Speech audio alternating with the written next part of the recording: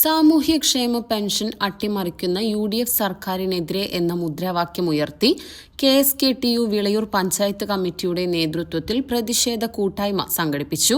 Vilayur village ഓഫീസിന് മുന്നിൽ നടന്ന പ്രതിഷേധ കൂട്ടായ്മ KSKTU പാലക്കാട് ജില്ലാ വൈസ് പ്രസിഡന്റ് T. ഗോപാലകൃഷ്ണൻ ഉദ്ഘാടനം ചെയ്തു. ഈ പെൻഷൻ കർഷക തൊഴിലാളി പെൻഷൻ ആവട്ടെ, വാർദ്ധക്യകാല പെൻഷൻ ആവട്ടെ, മറ്റ് പെൻഷനുകളാവട്ടെ, ഈ പെൻഷനൊന്നും വെറുതെ ആരെങ്കിലും തന്നതല്ല. VD സതീശന്റെ ഗവൺമെന്റ് കോടതിയിൽ പറഞ്ഞിരിക്കുകയാണ് 2 ദിവസം മുമ്പേ, പെൻഷൻ അവകാശമല്ല, ഔദാര്യമാണ്. ആരാ പറഞ്ഞത്? പെൻഷൻ അവകാശമാണ്.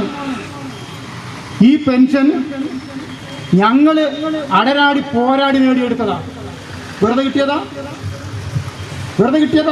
ഇവിടെ ഇരിക്കുന്ന മിക്ക ആളുകളും വന്നിട്ടുണ്ടാവും. എത്ര കൊല്ലക്കണക്കിന് സമരം നടത്തി, കൊല്ലക്കണക്കിന് 1970 മുതൽ കൊല്ലക്കണക്കിന് നിരന്തരമായ സമരം നടത്തി അടികൊണ്ട് ജയിലിൽ പോയി, വീണ്ടും ജാഥ നടത്തി, വീണ്ടും സമരം നടത്തി, അങ്ങനെയാണ് ഈ പെൻഷൻ എന്ന സമ്പ്രദായം അംഗീകരിക്കപ്പെടുന്നത്. നമ്മള് പെൻഷൻ കൊടുക്കണം, കർഷക തൊഴിലാളിക്ക് പെൻഷൻ കൊടുക്കണമെന്ന് ആവശ്യപ്പെട്ടപ്പോ അന്ന് കേരളത്തിൽ ആകെ ഭൂകമ്പം ഉണ്ടായി.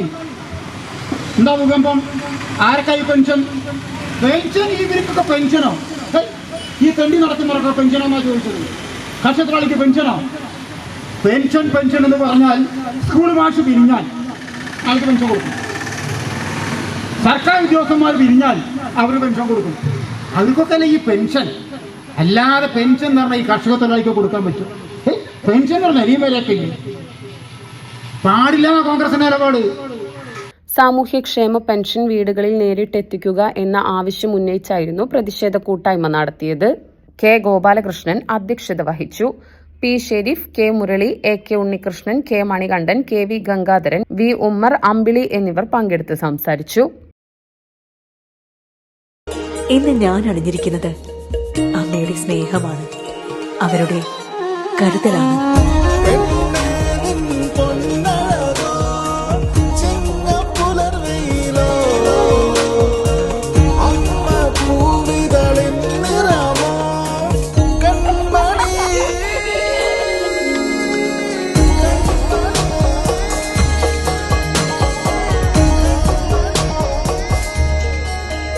ഓരോ ആഭരണങ്ങളും പറഞ്ഞു തീരാത്ത കഥകൾ പോലെയാണ്.